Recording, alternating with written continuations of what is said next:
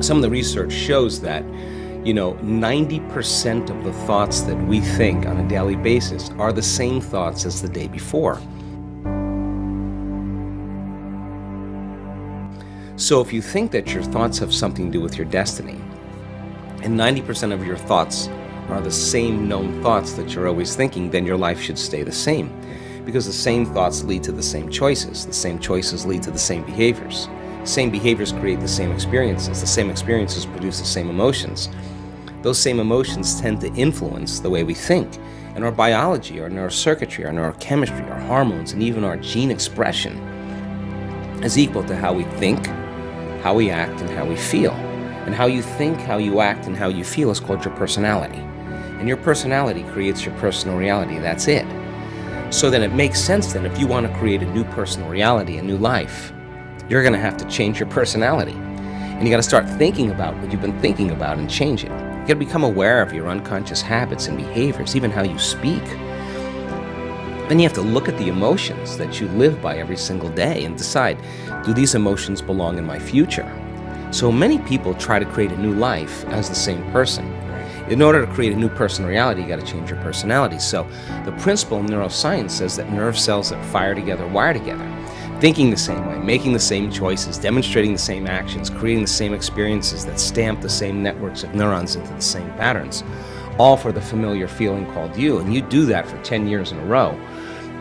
Well, you're going to hardwire your brain into a very finite signature because you're firing and wiring that way. And that box in the brain, that becomes our personality, it becomes our identity. And by the time we're 35 years old, for the most part, we've done something so many times that the body now knows how to do it as well as the mind, and that's a habit. So we have these unconscious programs of behaviors, automatic habits, redundant emotional reactions, hardwired beliefs, perceptions, attitudes that function just like a computer program. You press go and it runs automatically. So then when it comes time to change, thinking positively is going to do nothing, because your body has been conditioned for the most part into a program in the past. So the thought never makes it to the body because the body's on a different program. So how do we begin to influence the body so that the thought actually produces some type of change? So think about it. If you think an unhappy thought, you're going to feel unhappy. If you think you're a failure, you're going to feel like a failure. Once you feel like a failure, you're going to think you're a failure. And people get caught in these loops of thinking and feeling and feeling and thinking, and that redundancy is a conditioning process, because all you need is an image or a picture or a thought and a feeling, a response, a stimulus response. And so the people tend to condition their brain and body into the past. And so when it comes time to change, you got to leave that familiar territory. And any choice that you make, if you said, hey, I'm going to eat a better diet, I'm going to wake up early and work out, I'm going to do meditation, the moment you decide to do something differently, get ready, because it's going to feel uncomfortable. It's going to feel unfamiliar. There's going to be some uncertainty. You're not going to be able to predict the next moment. That means you've left your known biology and you're stepping into the unknown. Now, theoretically, that sounds great, but if the body has been conditioned into a familiar feeling that's in the known, the moment you take it outside the familiarity, it wants to go back to where it's comfortable. So the body starts influencing the mind, and this is where people say, why don't you start your diet tomorrow? Oh, why don't you start working out this evening? You're really never going to change. You're too tired. You have a headache.